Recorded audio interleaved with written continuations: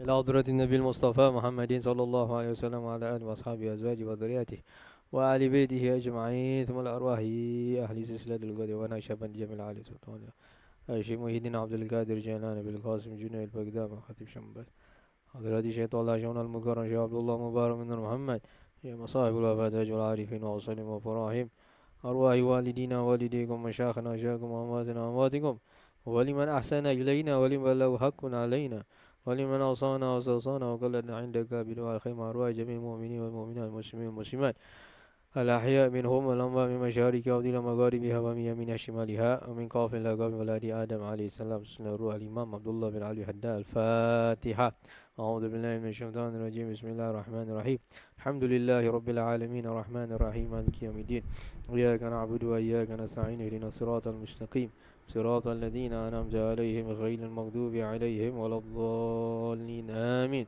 بسم الله الرحمن الرحيم الحمد لله رب العالمين اللهم صل وسلم على سيدنا محمد وعلى آله وصحبه أجمعين اللهم افتح علينا بفتوح العارف فقهنا في الدين وعلمنا تأويل واهدنا إلى سواء السبيل اللهم ارزقنا يا رب فهم النبي حفظ المرسلين والهم الملائكة المقربين في عافيته يا أرحم الراحمين اللهم زدنا علما نافعا عملا صالحا قلبا خاشعا ورزقا حلالا دائما واسعا يا أرحم الراحمين اللهم أغننا بالعلم وزينا بالحلم وأكرمنا بالتقوى وجملنا بالعافية يا أرحم الراحمين صلى الله على محمد وآله وصحبه وسلم والحمد لله رب العالمين بسم الله أعوذ بالله من الشيطان الرجيم بسم الله الرحمن الرحيم الحمد لله رب العالمين والصلاة والسلام على أشرف الأنبياء والمرسلين سيدنا محمد وعلى آله وصحبه أجمعين.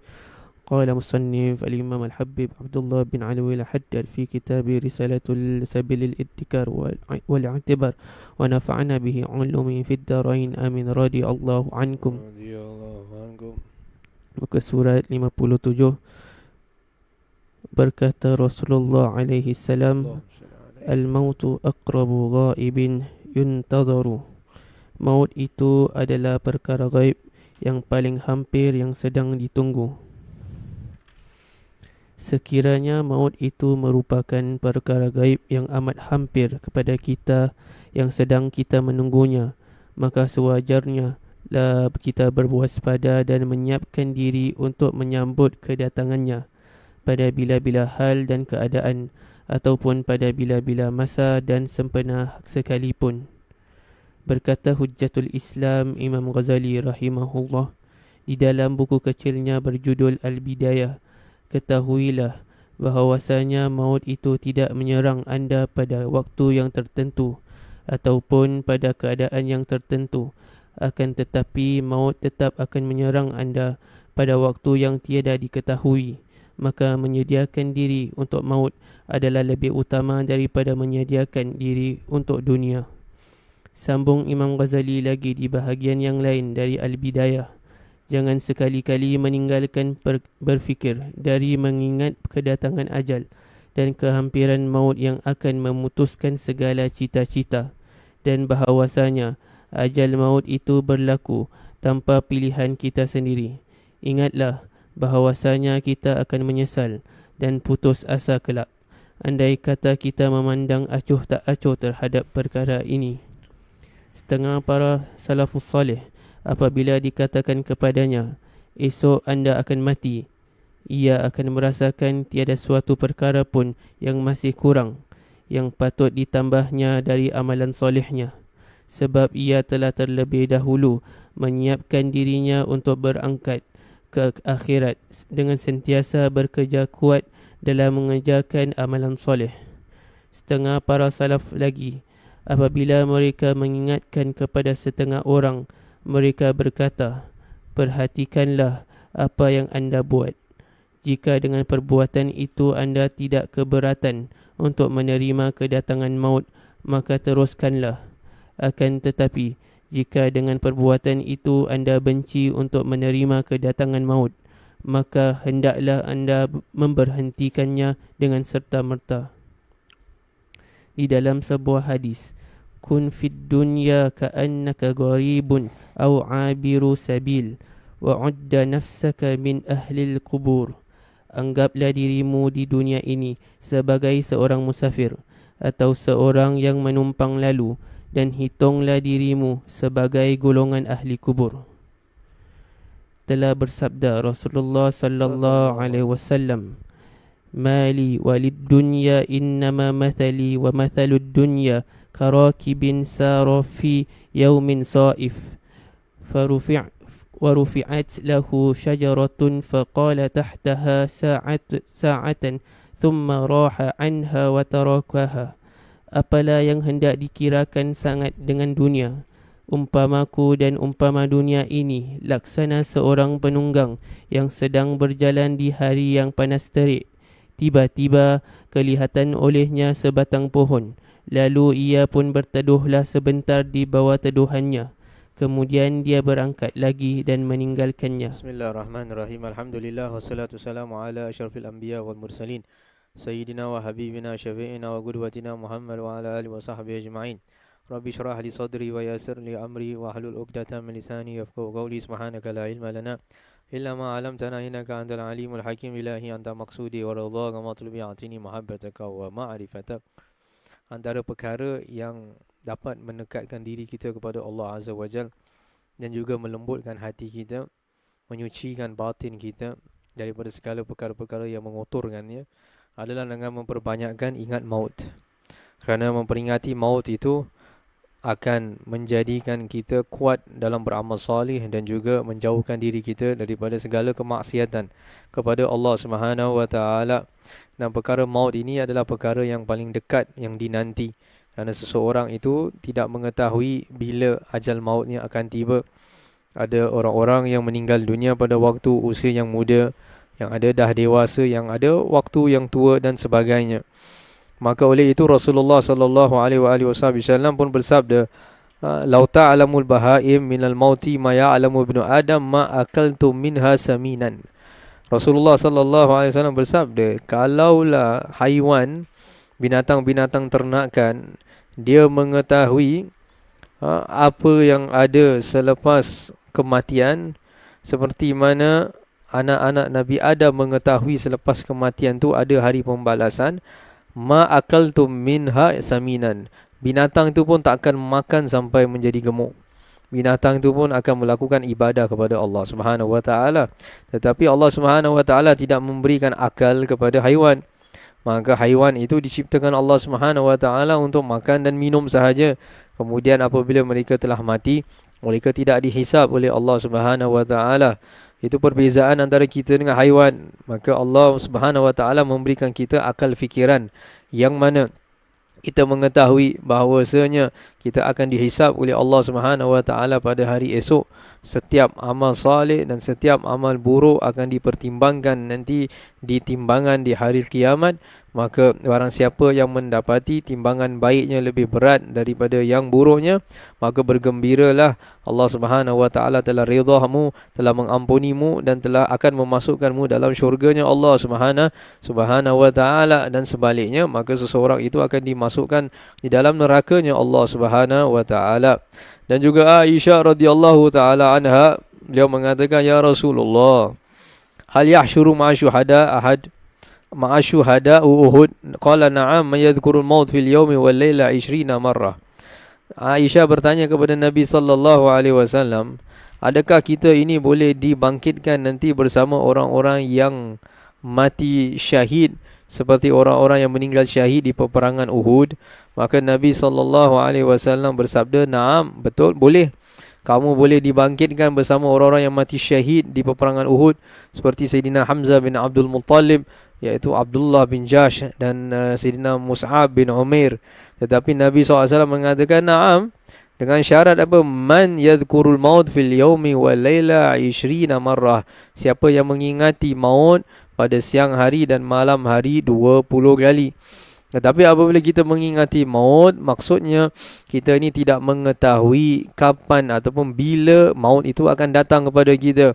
Dan pada masa yang sama, maksud mengingati maut adalah kita berhati-hati di dalam segala perkara yang kita lakukan. Kita pastikan perkara-perkara yang kita lakukan itu tidak bercanggah dengan perintah Allah dan perintah Nabi sallallahu alaihi wasallam. Dan juga orang-orang yang banyak mengingati maut, yang apa yang akan timbul daripada dirinya, dia akan jauhkan diri dia daripada perbuatan-perbuatan yang tidak faedah, dan juga dia akan selalu mempersiapkan dirinya untuk akhirat. Seperti mana kalau seseorang dia takut, iaitu dia tidak dapat makanan dan sebagainya, dia takut, dia beli makanan yang banyak supaya dia ada makanan yang cukup, contohnya begitu. Maka seorang mukmin, dia tidak tahu hari esoknya bagaimana. Hari esoknya dia bertemu dengan Allah Subhanahu Wa Taala, bagaimana keadaannya. Maka oleh itu dia dapat mempersiapkan diri dia dengan memperbanyakkan amal saleh, beribadah kepada Allah Subhanahu Wa Taala. Dan orang-orang mukmin, orang-orang muslim yang beriman kepada Allah dan yakin kepada Allah akan masalah rezeki dan juga apa yang akan diberikan Allah pada esok dan pada minggu depan, pada bulan depan, mereka tidak akan kelang kabut dan tidak akan rasa takut, kerana mereka tawakal, menyerahkan diri mereka kepada Allah Subhanahu Wa Taala. Dengan sudah tentu mesti ada usahanya. Tidak boleh berduduk diam saja, mesti ada usahanya. Kemudian kita tawakal, serahkan diri kita kepada Allah Subhanahu Wa Taala. Dan juga pada hari esok pun kita tidak tahu sama ada kita masih hidup di atas muka bumi ataupun tidak, sama ada amal soleh kita sudah cukup ataupun tidak. Tetapi kita mengetahui Allah Subhanahu Wa Taala Maha Pengampun, Maha Penyayang, yang mana Allah Subhanahu Wa Taala akan mengatakan nanti di hari kiamat bahawasanya rahmati sabaqaz min ghadabi, iaitu rahmatku mengatasi daripada kemarahanku. Maka disebutkan dalam sebuah hadis Rasulullah sallallahu alaihi wasallam, apabila Allah Subhanahu Wa Taala mengatakan demikian, rahmatku iaitu mengatasi daripada kemarahanku, maka akan dikeluarkan daripada api neraka Allah Subhanahu Wa Taala orang-orang yang masih ada iman dengan Allah Azza wa Jal sebanyak mi'a alf wa ashar alf, iaitu sebanyak 100 juta manusia dan juga 10 juta manusia, ataupun berjuta-juta manusia. Sehingga kan lagi sebuah hadis Nabi SAW, rahmatnya Allah Subhanahu Wa Taala kepada orang Muslim, kepada orang yang ada iman kepada Allah Subhanahu Wa Taala, akan dikeluarkan daripada api nerakanya Allah sebanyak jumlahnya penduduk ahli syurga selama mereka meninggal dunia dan mereka ada iman kepada Allah. Tetapi mereka meninggal dunia, mereka tidak taubat kepada Allah Subhanahu Wa Taala. Mereka meninggalkan solat, meninggalkan puasa, tidak menunaikan zakat. Mereka tidak membawa apa amal-amal yang soleh. Maka esok hari mereka apabila meninggal dunia, mereka akan menyesal, menangis di kubur. Mereka akan disiksa oleh Allah Subhanahu Wa Taala. Tetapi siksaan Allah itu tidak kekal, kerana rahmat Allah Subhanahu Wa Taala mengatasi, iaitu kemarahannya Allah. Tetapi kita minta Allah Subhanahu Wa Taala, kita tidak mahu langsung disiksa oleh Allah. Kita tidak mahu diazab oleh Allah. Kita inginkan kita dimasukkan bersama dalam golongan orang-orang mukmin, di dalam golongan orang-orang syuhada, di dalam golongan para nabi, iaitu kita dapat mengikuti jejak langkah mereka dan dapat bersama dengan mereka. Itu yang kita minta kepada Allah Subhanahu Wa Taala. Maka oleh itu dunia ini telah banyak menipu manusia. Allah Subhanahu Wa Taala berfirman, "Wa mal hayatud dunya illa mata'ul ghurur," dan tidaklah hidup dunia ini melainkan mata'ul ghurur, melainkan satu kesenangan yang menipukan. Berapa banyak manusia yang ditipu oleh keduniaan, ditipu dengan kecantikan, ditipu dengan bermacam-macam di dunia ini, sehingga kan menjauhkan mereka daripada Allah Subhanahu Wa Taala. Maka seseorang itu apabila berjalan di jalan Allah Subhanahu Wa Taala, ingin dekat dengan Allah Subhanahu Wa Taala, mereka mesti ambil daripada dunia ini apa yang perlu. Dan tidak meletakkan dunia ini di dalam hati mereka, malahan meletakkan dunia ini di atas tangan mereka. Maka terdapat juga orang-orang yang mana jikalau mereka adalah orang-orang yang kaya pun, mereka pun boleh dikatakan orang zuhud juga, orang yang tidak ingin dunia, kerana mereka meletakkan kekayaan mereka di tangan mereka. Mereka gunakan kekayaan itu di jalan Allah dengan meninfak, dengan membantu orang lain dan sebagainya. Dan juga ada yang mengatakan bahawasanya yang ada juga orang-orang fakir, orang-orang miskin juga, mereka walaupun miskin juga mereka tak dinamakan zuhud, orang yang dekat dengan Allah Azza wa Jalla, ataupun orang yang tidak mahu dunia, disebabkan mereka pun ada banyak keinginan yang ada ditersemat di dalam hati mereka, yang mana mereka menginginkan kekayaan jikalau mereka mendapat peluang untuk menjadi orang kaya. Maka kesemua ini yang tadi kita sebutkan, iaitu keinginan yang besar, harapan yang panjang, angan-angan yang panjang ini, semuanya ini akan membelokkan kita, menjauhkan kita daripada Allah dan melupakan kita bahawasanya kita akan meninggal dunia, kita akan bertemu dengan Allah Subhanahu wa taala, dan ini akan melalaikan kita, akan menjauhkan kita daripada membuat perintah Allah dan mendekatkan kita kepada perkara-perkara kemaksiatan. Dan kemaksiatan itu apabila seseorang melakukan, dia memudaratkan diri dia dan memudaratkan ahli keluarganya dan memudaratkan anak-anaknya dan cucu cicitnya yang datang selepasnya. Maka jikalau dia orang yang banyak berbuat maksiat sampai akhir hayatnya, na'udzubillah min zalik, orang ini tak sempat untuk bertaubat kepada Allah Subhanahu wa taala, kemudian kembali kepada Allah Subhanahu wa taala, maka takut-takut bukan hanya mereka saja dapat su'ul khatimah, tetapi aulad mereka, anak-anak mereka, keturunan mereka pun sama juga.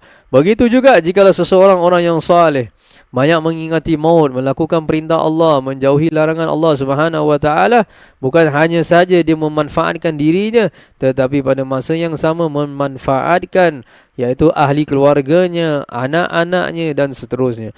Oleh itu di dalam rumah kita tunjukkanlah tauladan yang baik kepada ahli keluarga kita, kepada anak-anak kita, supaya mereka mengikuti tauladan yang baik, mengikuti akhlaknya Nabi SAW, mengikutinya akhlaknya Sayyidatina Fatimah Zahra radhiyallahu taala anha, supaya anak-anak kita apabila melihat kita, iaitu mengambil contoh yang baik daripada kita, dan mereka menerapkan akhlak, adab yang baik di dalam diri kita sampailah mereka dewasa. Tetapi jikalau seseorang itu menghabiskan waktunya antara maghrib dan isya, iaitu seperti waktunya sekarang menonton televisyen ataupun melakukan perkara-perkara yang tidak bermanfaat, dan juga waktu selepas subuh tidak melakukan zikir kepada Allah Azza wa Jalla, ataupun tidak bangun waktu pagi untuk melakukan solat subuh, terutama sekali solat subuh berjemaah, seperti mana sabda Nabi SAW, salatul fajr jamaah ka'annama shallal laila kullahu. Orang yang melakukan solat subuh berjamaah, iaitu seperti dia melakukan solat sepanjang malam. Dan jikalau kita tidak memulakan, mengamalkan perkara-perkara yang basic di dalam agama, iaitu sembahyang bersama-sama, berdoa bersama-sama, berzikir bersama-sama, berselawat atas Nabi SAW bersama-sama dengan ahli keluarga, dan membaca Al-Quran dan memberikan nasihat-nasihat kepada mereka, maka akan rosak akhlak ahli keluarga kita, akan rosak akhlaknya, adabnya, masyarakat kita. Mereka akan menjadi orang-orang yang tidak ingat maut, dan mereka merasakan mereka akan tinggal di dunia ini waktu yang lama.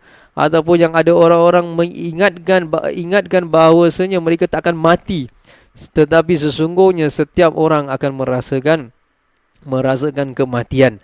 Maka inilah satu perkara yang harus kita belajar, harus kita fikirkan, harus kita tafakur, harus kita muhasabah. Sayyidina Umar Ibn Khattab radhiyallahu an mengatakan, hasibu anfusakum qabla an tuhasabu. Hisablah dirimu sebelum kamu dihisabkan oleh Allah Subhanahu wa taala. Dan pada satu ketika Nabi SAW iaitu berjalan dan melihat satu majlis ini, orang-orang yang duduk sedang ketawa-ketawa. Maka Nabi SAW iaitu berhenti dan mengatakan kepada mereka, syubu majlisakum bidzikri muqaddari ladzat, iaitu isikan, iaitu majlis kamu duduk, apabila kamu duduk dengan teman dan saudara, iaitu bidzikri muqaddiril ladzat, iaitu dengan mengingati maut, dengan mengingati kematian. Kerana orang-orang yang banyak ketawa ini, iaitu dia akan mengeraskan hatinya. Seperti mana Sayyidina Syekh Abdul Rahman As-Saggaf rahimahullahu ta'ala mengatakan, seseorang yang melakukan maksiat dan pada masa yang sama ketika melakukan maksiat dia berketawa, maka ketahuilah dia akan masuk di dalam neraka jahanam Allah dalam keadaan menangis. Dan barang siapa yang menangis dalam ibadah kepada Allah Subhanahu wa taala dengan merasakan takut kepada Allah, rindu kepada Allah Azza wa Jal, maka dia akan dimasukkan Allah Azza wa Jal di dalam syurganya Allah dalam keadaan tertawa. Maka Nabi sallallahu alaihi wasallam bersabda, iaitu jikalau kamu mengetahui apa yang akan kamu mengalami selepas maut kamu seperti mana aku mengetahui, sudah setentu-tentunya kamu akan ketawa yang sangat sedikit dan kamu akan banyak menangis mengingati Allah Subhanahu wa ta'ala. Maka pada zaman hari ini manusia banyak tertawa, banyak melakukan perkara-perkara yang tak manfaat, dan setiap saat yang kita lalui di dalam hidup kita melakukan perkara-perkara yang tak manfaat, ataupun duduk bersama teman-teman berbual akan perkara-perkara yang tidak mendatang manfaat kepada hati kita, membuka hati kita ingat Allah, ingat Nabi SAW, ingat akan hari kiamat, ingat akan bagaimana keadaan kita dalam kubur, maka majlis-majlis ini adalah majlis-majlis yang merugikan, majlis-majlis yang akan membawa kekecewaan. Kita akan kecewa sebesar-besarnya apabila Allah Subhanahu wa taala akan mengambil nyawa kita pada satu hari nanti.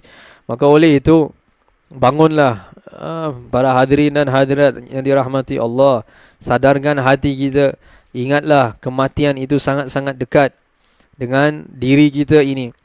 Kita tidak mengetahui saat yang mana Allah Subhanahu wa taala akan mengambil kita. Maka pastikan kita diambil Allah Subhanahu wa taala dalam keadaan banyak mengingati Allah Subhanahu wa taala. Maka setengah para salafus salih mereka mengatakan, iaitu perhatikanlah apa yang anda buat. Jika dengan perbuatan itu anda tidak keberatan untuk menerima kedatangan maut, teruskanlah. Maksudnya jika perbuatan itu anda tidak keberatan untuk menerima kedatangan maut, teruskan amal itu. Letakkan kita suka duduk membaca Quran. Kalau kita rasa senang maut itu datang apabila kita sedang baca Quran, teruskan baca Quran. Banyak-banyak baca Quranul Karim. Kalau kita banyak sujud kepada Allah, nangis kepada Allah, tasbih kepada Allah, dan kita mengetahui kalaulah kematian ini datang dalam keadaan saya sujud, adakah kita senang? Sudah tentu kita senang. Maka teruskan, perbanyakkan sujud kepada Allah Subhanahu wa taala. Sesungguhnya seseorang itu akan meninggal dunia dalam keadaan yang biasa dia melakukan di dalam atas muka bumi ini. Dia suka berzikir kalimat la ilaha illallah. Mudah-mudahan diambil Allah dalam keadaan berzikir kalimat la ilaha illallah. Seorang ulama daripada Hadramaut radhiyallahu an, beliau sedang memberikan ceramahnya di depan hadirin yang hadir, maka beliau mengucapkan hadis Nabi sallallahu alaihi wasallam, man akhir kalami fid dunya la ilaha illallah dakhala jannah. Barang siapa yang akhir kalimatnya dia ucapkan di atas muka bumi ini la ilaha illallah, apabila dia sebut itu la ilaha illallah, maka dia pun meninggal dunia. Maka para hadirin teruskan, para hadirin mengatakan dakhalal jannah, dia akan masuk ke dalam syurganya Allah. Betapa indahnya kita meninggalkan dunia ini dalam keadaan husnul khatimah. Betapa indahnya seseorang meninggalkan dunia ini dalam keadaan mengucapkan la ilaha illallah. Tetapi pada masa yang sama, kita tidak mengharapkan mati. Kita mengharapkan Allah panjangkan usia kita, Allah menyihatkan tubuh badan kita, menyihatkan zahir dan batin kita. Itulah doanya Nabi Muhammad sallallahu alaihi wasallam, yang mana Nabi sallallahu alaihi wasallam selalu berdoa, Allahumma inna nas'aluka al-afwa wal afiyah wal mu'afata ad-daima fid dini wad dunya wal akhirah. Ya Allah, ya Tuhan kami, sesungguhnya berikanlah kami keampunan, kesihatan yang berterusan di dalam agama kami, di dalam dunia kami, dan di dalam akhirat kami. Sentiasa doa kepada Allah supaya Allah berikan kita kesihatan. Tidak kita meminta maut kerana kita tidak tahu sama ada kita sudah siap kepada kematian atau tidak. Kita mohon pada Allah, Allah panjangkan usia kita. Sampai bila? Sampai itu adalah ilmunya Allah Subhanahu wa taala. Kenapa kita mohon Allah Subhanahu Wa Taala panjangkan umur kita? Sebabnya supaya umur kita dipanjangkan Allah di atas muka bumi ini, supaya kita dapat sembah Allah lebih lama lagi, supaya kita dapat melakukan kebaikan lagi, supaya kita dapat memanfaatkan kepada umat Nabi SAW, supaya kita dapat lebih tambahkan timbangan amal baik kita lagi. Itu tujuan kita, supaya kita dipanjangkan umur oleh Allah. Panjang umur oleh Allah Subhanahu Wa Taala memberi dua makna. Makna yang pertama, iaitu Allah panjangkan usia kita. Allah Maha Kuasa. Allah ambil umur, Allah sudah menuliskan umur kita sampai 70 tahun. Tetapi Allah Maha Kuasa untuk memanjangkan umur kita sampai 20 tahun. Allah boleh panjangkan usia kita sampai 90 tahun. Tetapi kematian pasti akan datang pada diri kita. Yang kedua, makna panjang umur adalah Allah dah tetapkan umur kita contohnya sampai 70 tahun. Tetapi Allah panjangkan umur kita, maksudnya kita hidup di atas muka bumi ini selama 70 tahun. Tetapi Allah memberkati 70 tahun kita hidup di atas muka bumi ini dengan banyak melakukan amal saleh. Dan amal saleh yang paling beratkan timbangan kita adalah akhlakul karimah, adalah akhlak yang baik. Dan amal saleh yang paling beratkan timbangan kita di hari kiamat adalah apabila kita memanfaatkan ilmu kita kepada orang lain dengan ikhlas, dengan istiqamah, dengan hati yang benar, yang jujur, dengan niat yang saleh.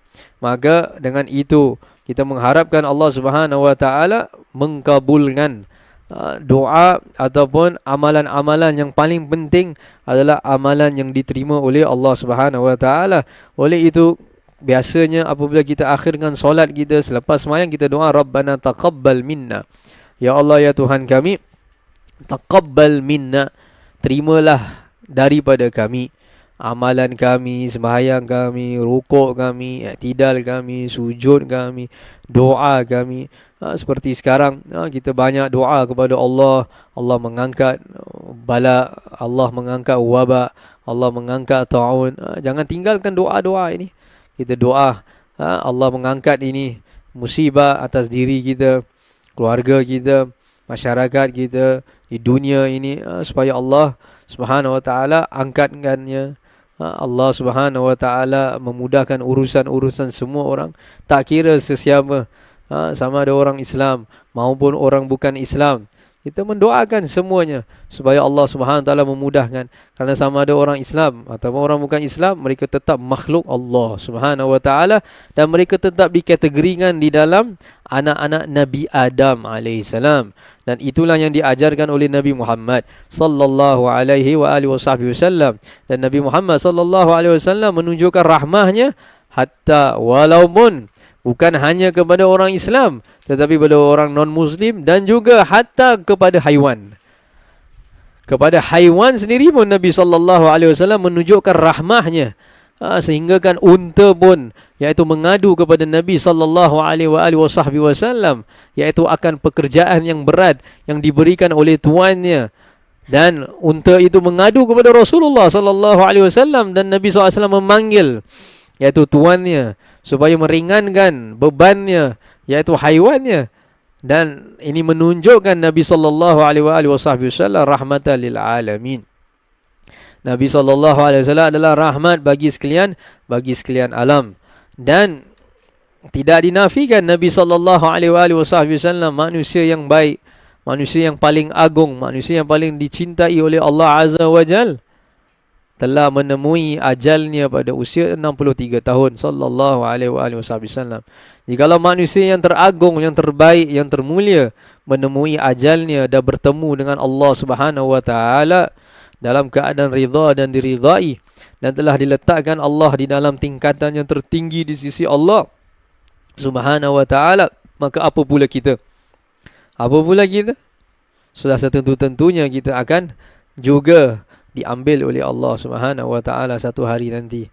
Dan kita mohon kepada Allah Subhanahu wa taala untuk memberikan kita husnul khatimah. Perkara yang paling ditakuti oleh orang-orang saleh, orang-orang yang dekat dengan Allah, adalah bagaimana mereka menemukan kematian mereka. Itu yang paling takut sekali. Mereka paling worry sekali.